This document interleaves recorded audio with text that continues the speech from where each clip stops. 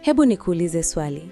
Ni mara ngapi umepata mwaliko wa kwenda out na marafiki, labda ni Ijumaa jioni, na kila mtu anatarajia uwe na furaha, lakini ndani ya nafsi yako, kitu pekee unachotamani ni kubaki nyumbani, kuzima simu, na kuangalia movie au kulala tu. Kuna watu wanakuita mvivu, wengine wanasema wewe ni antisocial au hupendi watu. Lakini je, unajua kwamba kupenda kukaa nyumbani kuna uhusiano wa moja kwa moja na jinsi ubongo wako unavyofanya kazi? Leo hatutaongelea tabia tu. Tutaingia ndani zaidi kwenye saikolojia. Tutaangalia sababu 7 za kisayansi na kisaikolojia zinazowafanya watu fulani wapate nguvu na furaha wakiwa nyumbani kuliko sehemu nyingine yoyote. Na hakikisha unaangalia hadi point ya 6. Kwa sababu hiyo ndiyo siri ambayo watu wengi waliofanikiwa duniani kama kina Bill Gates na Einstein wanayo, na ndiyo inayowatofautisha na watu wengine. Huenda na wewe unayo kipaji hiki bila kujijua. Kabla hatujaanza kuchimba madini haya, naomba ufanye jambo dogo la kiungwana. Bonyeza hiyo subscribe button na washa kengele ya taarifa. Tayari? Asante. Twende kazi. Namba 1. Usikivu wa hali ya juu ya dopamine. Saikolojia ya kwanza inahusu kemikali. Watu wanaopenda kukaa nyumbani mara nyingi huwa na kile tunachoita high sensitivity to dopamine. Dopamine ni kemikali ya furaha. Watu ambao ni extroverts wanaopenda kutoka wanahitaji dopamine nyingi sana ili wajisikie vizuri. Ndio maana wanatafuta kelele, muziki mkubwa na makundi ya watu. Lakini wewe unayependa kukaa nyumbani, ubongo wako unaridhika na kiasi kidogo sana cha dopamine. Ukikaa nyumbani ukisoma kitabu kizuri, ukipika chakula unachokipenda au ukicheza na paka wako, ubongo wako unapata kiwango cha kutosha cha furaha. Ukienda kwenye kelele, ubongo wako unazidiwa, overstimulated, na unachoka haraka. Kwa hiyo, kukaa nyumbani sio kukimbia watu. Ni njia ya ubongo wako kujilinda usizidiwe na taarifa. Namba 2. Udhibiti wa mazingira. Controlled environment. Dunia ya nje haitabiriki.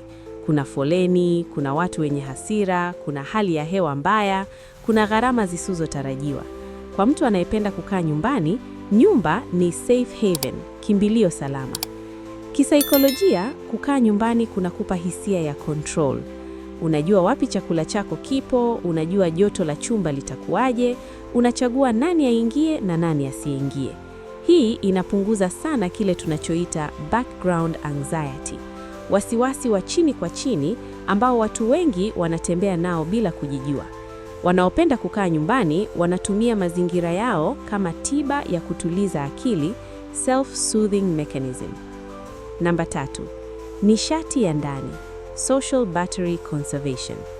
Watu wengi wanadhani wanaopenda kukaa nyumbani hawapendi watu. Hapana, wanapenda watu, lakini betri yao ya kijamii inaisha haraka kuliko wengine. Fikiria hivi, kuna watu wanapata nguvu wakiongea na watu, extroverts, hawa ni kama sola, jua likiwaka wanapata moto. Lakini wanaopenda kukaa nyumbani ni kama simu inayotumia betri. Kila ukienda kwenye shughuli unatumia chaji. Ili kujaa tena, lazima uwe peke yako, plugged in alone. Kukaa nyumbani kwao ni recharging session. Bila muda huu wa pekee, wanapata kitu kinaitwa social burnout, uchovu wa nafsi ambapo unashindwa hata kutabasamu. Kwa hiyo, wanapokataa mtoko, wanalinda nishati yao ili waweze kuwa bora pindi watakapokutana na watu tena. Namba 4. Furaha ya kupitwa, the joy of missing out. Miaka ya hivi karibuni kumezuka neno FOMO, fear of missing out, hofu ya kupitwa na matukio. Lakini watu wanaopenda kukaa nyumbani wamevumbua saikolojia mpya inayoitwa JOMO, joy of missing out. Hii ni hali ya kisaikolojia ambapo mtu anapata kuridhika kwa kutokuwa sehemu ya kila kitu. Hawa ni watu ambao wamejitosheleza. Hawahitaji uthibitisho wa jamii, social validation, ili wajione wapo. Kisaikolojia, hii ni dalili ya mtu aliyekomaa kihisia. Hafanyi vitu kwa sababu mkumbo unamlazimisha, anafanya vitu vinavyompa maana yeye binafsi. Wanaopenda kukaa nyumbani wamegundua kuwa furaha ya kweli haipatikani kwenye stories za Instagram za watu wengine, bali kwenye wakati uliopo, present moment, ndani ya himaya yao. Namba 5. Uhalisia na urafiki wa kina. Depth over breadth. Kuna dhana potofu kwamba wanaoshinda nyumbani hawana marafiki. Ukweli ni kwamba saikolojia yao inajali ubora kuliko wingi. Quality over quantity. Mtu anayependa kukaa nyumbani haoni faida ya kwenda klabu na kupiga kelele na watu 20 asiyowajua vizuri. Kwake hiyo ni kupoteza muda. Badala yake anapendelea kumwalika rafiki mmoja au wawili nyumbani, wale chakula na wapige stori za maana, stori zinazojenga, stori za maisha na mipango ya baadaye. Kisaikolojia, hawa watu wanatafuta deep connection. Wana uwezo mkubwa wa kusikiza na kutoa ushauri kwa sababu hawaendeshi maisha yao kijuujuu, superficially. Hawa ndio marafiki ambao ukipata tatizo watakuwepo, tofauti na wale wapati ambao shida zikija wanapotea. Namba 6, ubunifu na tafakari. The incubator effect. Kumbuka nilikuambia kuna siri ambayo watu wengi waliofanikiwa duniani. Hii ndiyo pointi ya 6, the incubator effect. Tafiti za saikolojia zinaonyesha kuwa ubunifu mkubwa, creativity, unahitaji upwekeo, solitude, ili kuchanua. Huwezi kuandika kitabu kizuri, kutengeneza kodi ya kompyuta, au kupanga mkakati wa biashara ukiwa katikati ya kelele za baa. Watu wanaopenda kukaa nyumbani wana muda mwingi wa kufikiri, internal reflection. Isaac Newton aligundua sheria za gravity alipolazimika kukaa nyumbani wakati wa janga la ugonjwa.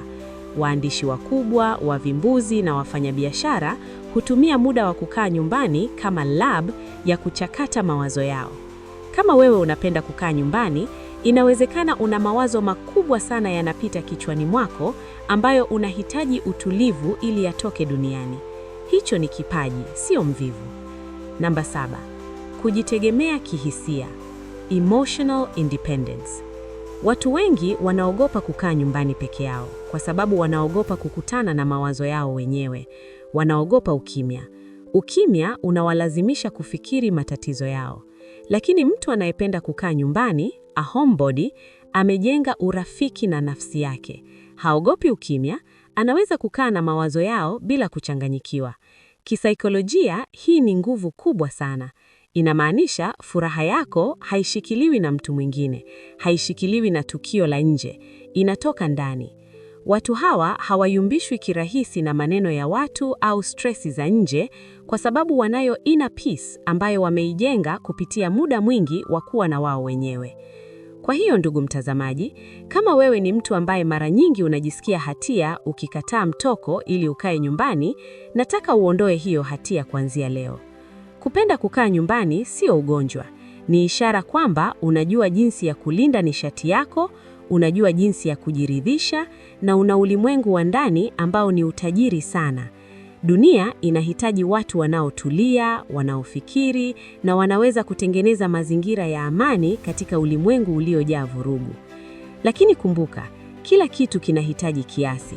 Hakikisha kukaa nyumbani kwako hakigeuki kuwa kujitenga kabisa, isolation, kiasi cha kuathiri afya yako. Itumie nyumba yako kama kituo cha kuchaji nguvu ili ukitoka nje uwe na impact kubwa. Niambie kwenye comments hapo chini. Je, wewe ni team homebody au team mtoko? Na ni pointi gani kati ya hizi 7 imekugusa zaidi? Ninasoma na kujibu comments zote ndani ya masaa 24 ya kwanza. Kama video hii imekupa mtazamo mpya, tafadhali share na rafiki yako mmoja ambaye kila siku unamlaumu kwa kutotoka. Huenda video hii ikawasaidia kuelewana. Asante kwa kuangalia na tukutane kwenye video inayokuja. Stay safe, stay happy. Peace.